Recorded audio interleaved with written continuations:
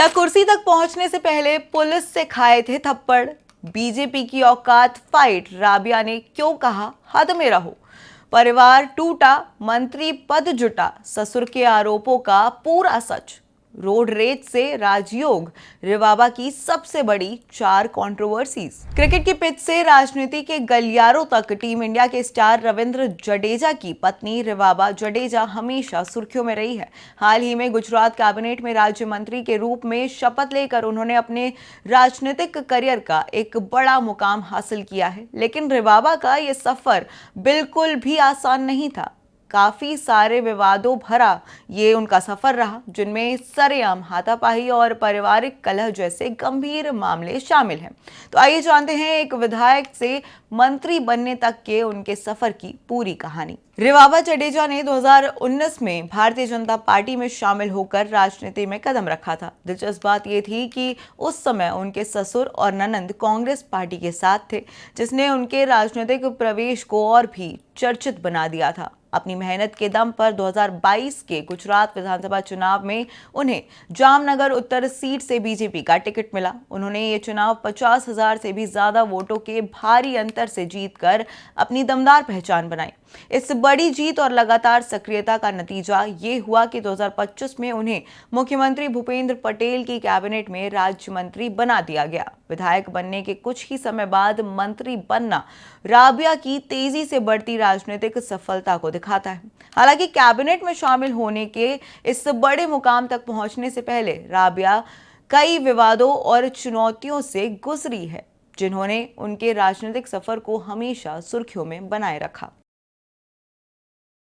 रिवाबा का सबसे गंभीर विवाद 2018 में तब सामने आया जब उनका राजनीतिक करियर शुरू भी नहीं हुआ था। यह मामला एक मामूली सड़क दुर्घटना से जुड़ा है। जामनगर में रिवाबा की कार की टक्कर एक पुलिस कांस्टेबल की मोटरसाइकिल से हो गई थी। इस मामूली टक्कर के बाद कांस्टेबल संजय अहिर ने कथित तौर पर रिवाबा जडेजा के साथ सार्वजनिक रूप से मारपीट की और उन्हें थप्पड़ भी मारा।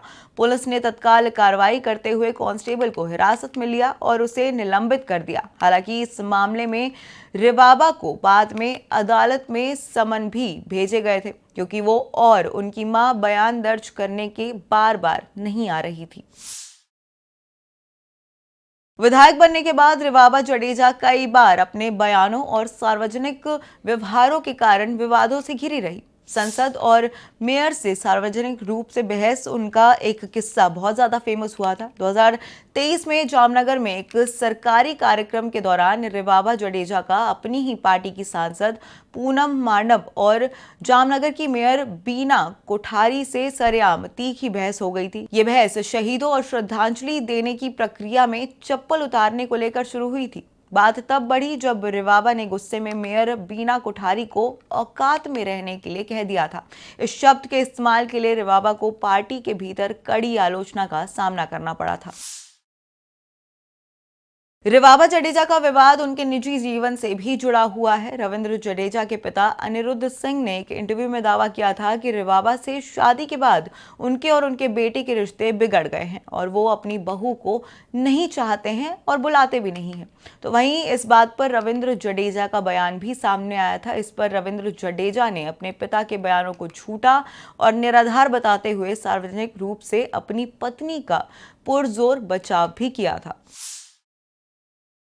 इसी के साथ चुनाव प्रचार के दौरान उन पर बच्चों का इस्तेमाल करने का भी आरोप लगा था और ये आरोप रविंद्र जडेजा की बहन और कांग्रेस नेता नैना जडेजा ने ही लगाया था, जिससे परिवार की सियासी फूट जग जाहिर हो गई थी। इन तमाम गंभीर विवादों और चुनौतियों के बावजूद रिवाबा जडेजा ने अपनी बीजेपी के भीतर अपनी अलग ही पहचान, अलग ही जगह बनाई और पहली बार में ही मंत्री पद तक पहुंच गई। रिवाबा का ये राजनीतिक कद उनकी लोकप्रियता और गुजरात की राजनीति में उनके बढ़ते प्रभाव को दर्शाता है।